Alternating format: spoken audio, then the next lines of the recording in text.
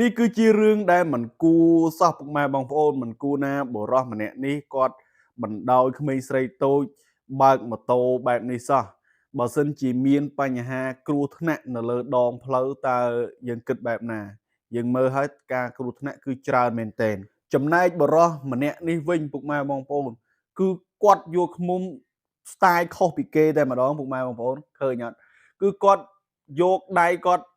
យកទៅបោសមេឃ្មុំមិនត្រឹមតែគាត់យកបោសគាត់យកឃ្មុំដាក់ចូលក្នុងអាវគាត់មិនត្រឹមតែដាក់ចូលក្នុងអាវគឺគាត់យកមកដាក់ចូលក្នុងមាត់ទៀតពុកម៉ែបងប្អូនហើយមិនដឹងថាគាត់មានថ្នាំឬមួយក៏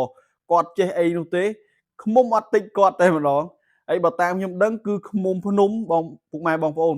ឃ្មុំនៅលើភ្នំគឺកាយខ្លាំងមែនទែនប៉ុន្តែបរិសនេះគឺគាត់ខ្លាំងពិសេសជាងគេតែម្ដង